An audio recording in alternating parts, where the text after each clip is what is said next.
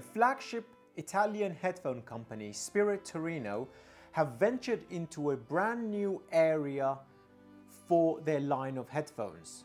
This is the Spirit Torino Twin Pulse IEM, priced at €900. This debuted at CanJam London a few months ago.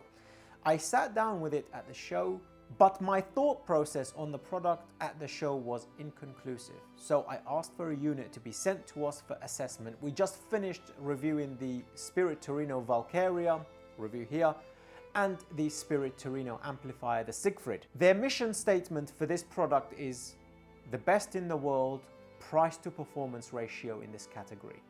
Shall we see if they've succeeded? Welcome to ConvinceMeAudio.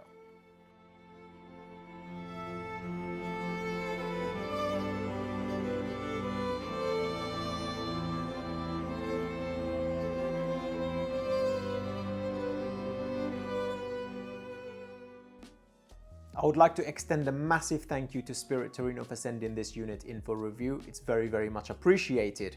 This variant is the universal. The Spirit Torino Twin Pulse can be purchased in custom as well, where you have to send in your molds to them and they will send it to their partner company to create the project, the outer shell, obviously. So in the box, we get this metal card, and within this card, you have 3 sets of nozzles for -3 dB, neutral, and +3 dB for the bass response. These are screwed onto the card so you don't lose them. This is a really nice idea. I mean, come on, it's Italian design. What do you expect?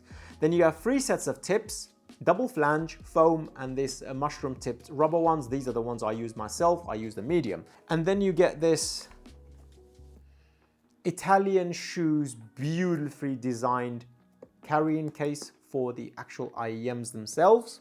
Within the unit here, we have 2 sets of cables. The first one being this single-ended. This is OCC cable.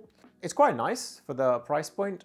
Soft, pliable, and after a while, this memory foam in the over the ear section does actually end up softening nicely. So this has been pretty good. We find that Spirit Torino are using the sort of shroud on the 2-pin. This is the same design as the QDC, but I don't believe it's wired the same way. I actually need to check on that.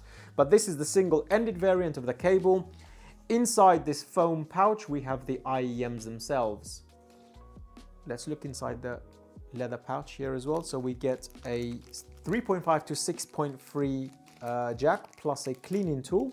Here, a nice little glasses looking pouch with a nice logo on it, and we also get the balanced variant of that OCC silver plated copper cable here too. This is the one I predominantly use. These are the IEMs themselves. These are very much designed like the shape of their super flagship Spirit Torino Valkyria.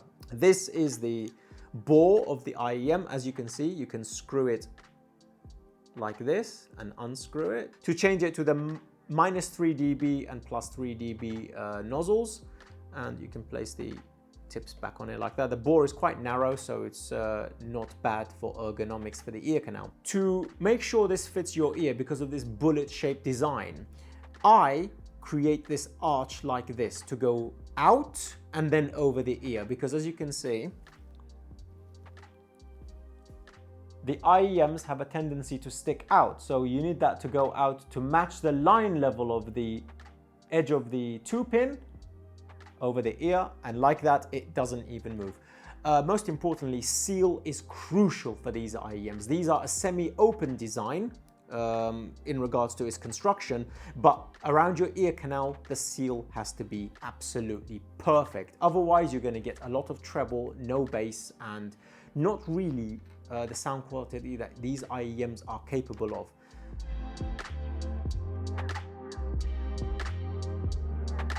Like we mentioned, we get this card first of all, and these are the nozzles that you can adjust for -3 and +3 dB. The bass response tends to lift or drop away from about 150 Hertz down to the 20 Hertz line when you add or take away the shelf, as I like to call it, with these separate nozzles. And obviously these tips are conducive to your ear canal, and you choose the right one for you. I personally don't recommend any of the foams. I don't think I like the frequency response of the ones with the foams.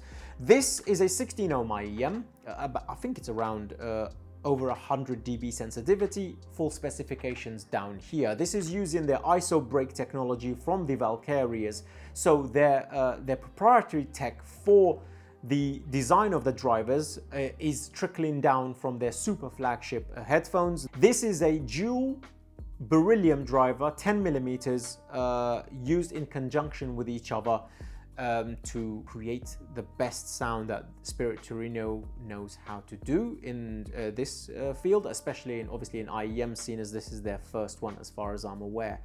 And honestly, this is a outstanding standout of 2023. Price to performance ratio, I thought these were $2,500, but genuinely at 900 euros, you're not even gonna come close to the technicality and performance of these IEMs. This is absolutely insane. Though they do scale up tremendously with equipment. I've been using obviously the Chord DAVE at the desk and the Luxury&Precision P6 Pro here on the go. This is the Chord Hugo 2 and the To Go.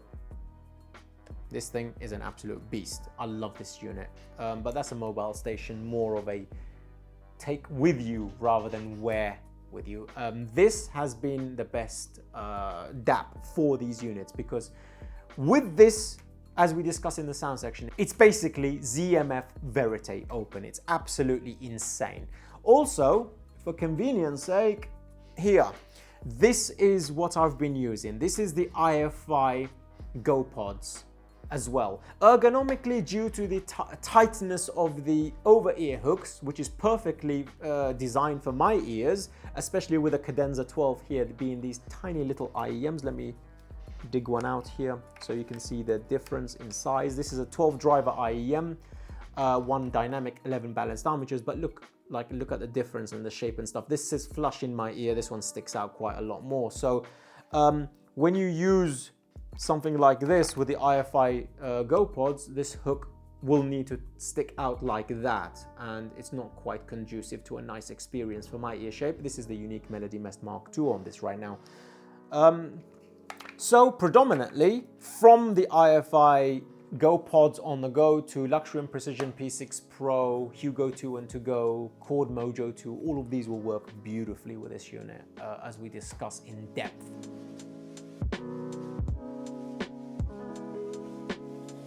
Spirit Torino Twin Pulse. That's quite a listen, genuinely.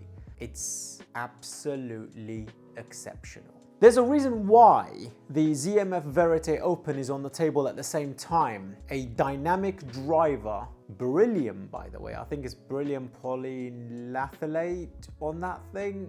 From memory, it's been a while. There's a reason why that's on this huge desk with all of these equipment alongside the Twin Pulse. It's because they share a unique family sound characteristic. This IEM, as I was listening to a moment ago on the Chord DAVE, let's put it back on that, honestly is the largest sounding IEM sub 2,500 I've ever heard. It sounds like a pair of headphones on desktop setups. It's a neutral, warm sound signature that is highly euphonic, extremely open, because these Twin Pulse, twin dynamic driver IEMs are semi-open.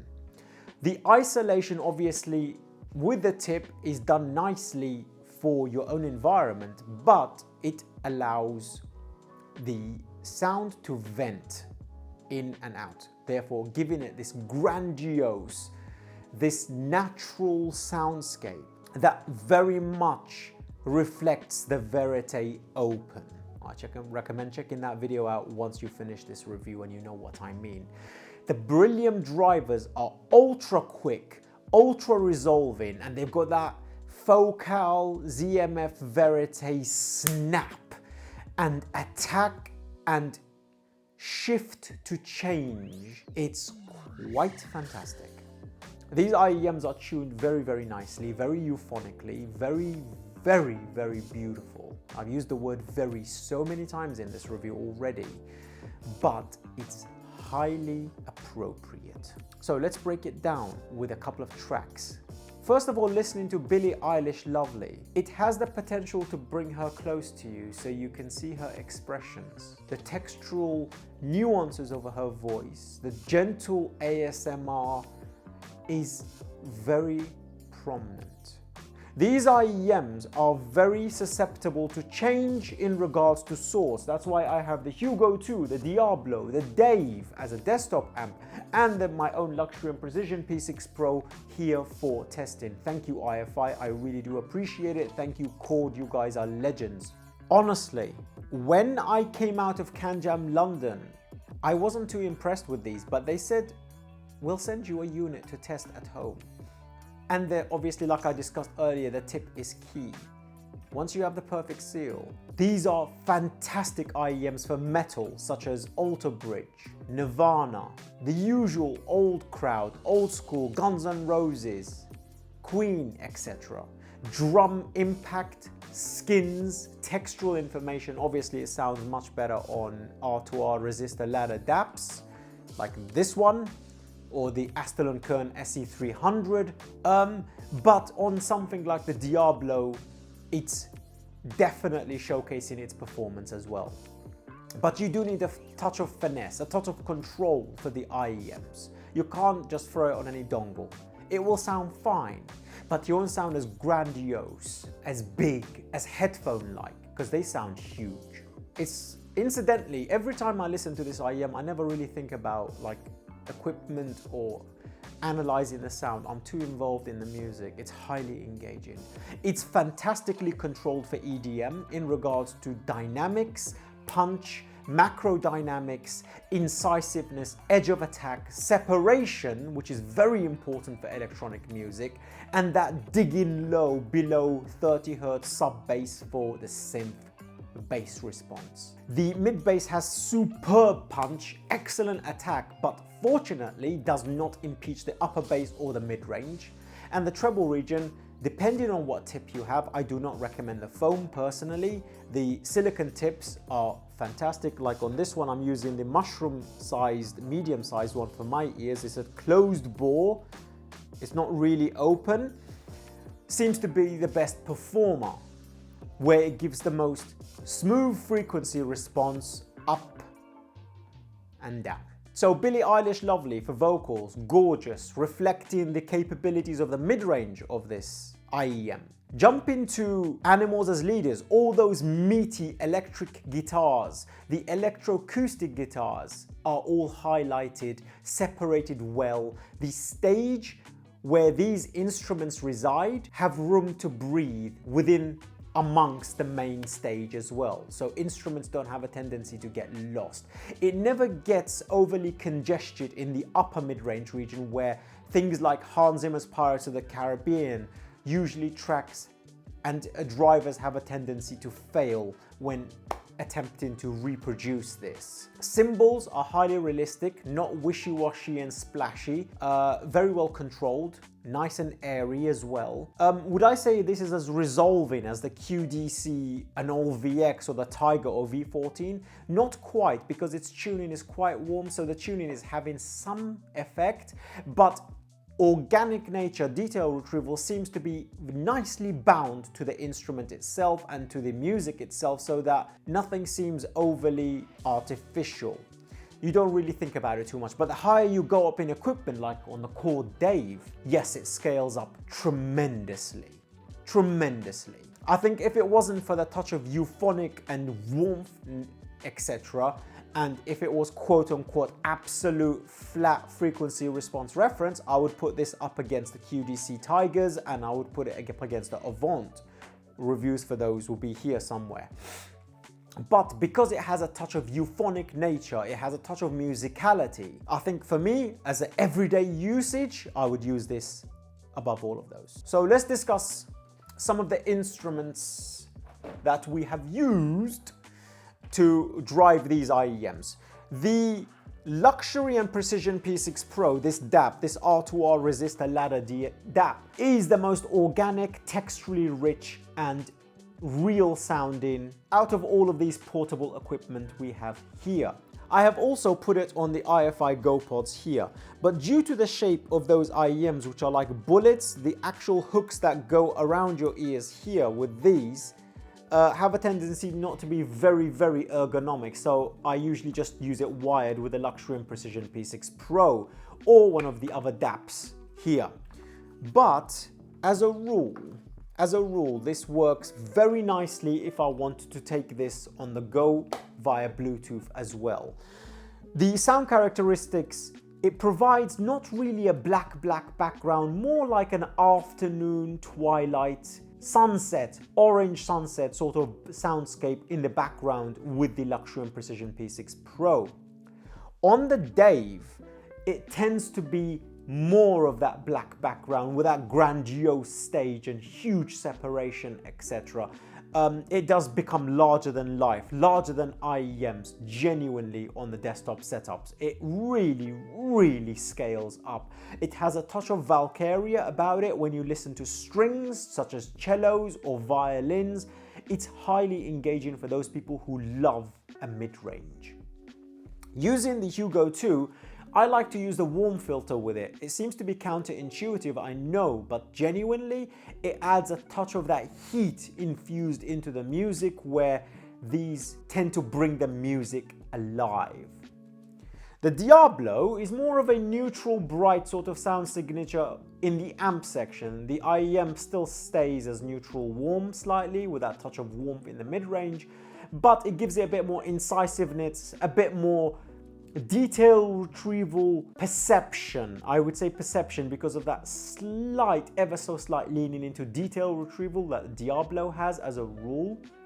But the visceral impact, incisiveness and attack of the Diablo comes across nicely across those beryllium drivers.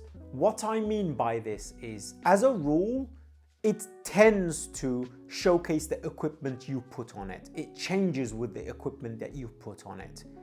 And it has become one of my favorite IEMs of this year. This thing is magic. I highly recommend it. So what happens when we change the bores on this? Minus 2 dB and plus 2 or 3 dB. Well, the minus 2 dB, I tend to use it for acoustic music where I don't need to rely too much emphasis on the bass region, where it still gives it nice body to the instruments, but it opens up that lower mid-range even more than it already has, and a bit more airiness and a bit more breathability. It's not as dense, and that is really nice for live acoustic music. You get the resonances of the stage where the instruments are bouncing off the walls and the arena and stuff. I really do like it for that. But for meaty songs, for EDM songs and stuff, it's definitely anemic. I would not use that. Predominantly, I would just use the neutral bore, as I've been discussing in this soliloquy. The plus 3 dB, occasionally I jump to this one for EDM music if I just want thunderous, tight, controlled, excellent bass. But it does tend to over thicken the sound, so for real music like rock, metal and things like that, sometimes depending on how the track was mixed, it could make it a little bit more congested, a bit more like Empyrean. So bear that in mind. I think the neutral filter will be more of a regular use, and the minus 3 dB and plus 3 dB nozzles would be used sparingly and occasionally. But there are some of you, I'm sure, who absolutely love a lot of bass or very little bass, so your mileage may vary.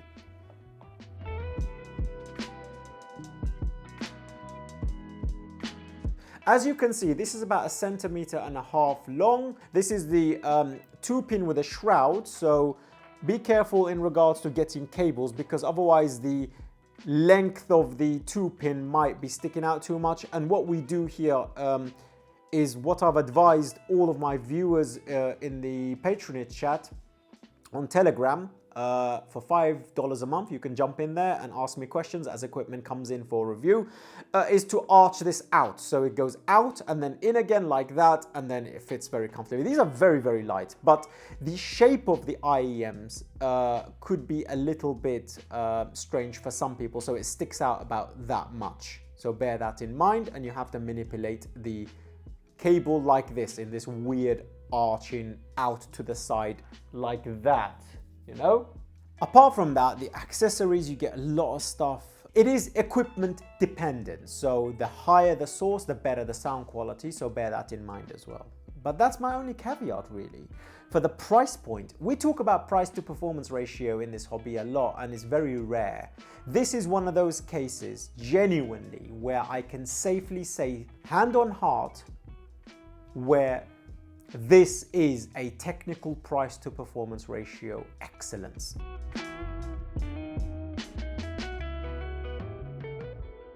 Yes, I highly recommend these. They're one of my favorite IEMs this year. They are a standout, they genuinely shine, and you get some decent accessories. The price doesn't truly break the bank. It's cheaper than the unique melody mess and stuff like that. So for me, 5 tigers out of 5 for packaging. 5 tigers out of 5 for the accessories you get. 5 tigers out of 5 for the sound quality. This is an exceptional product.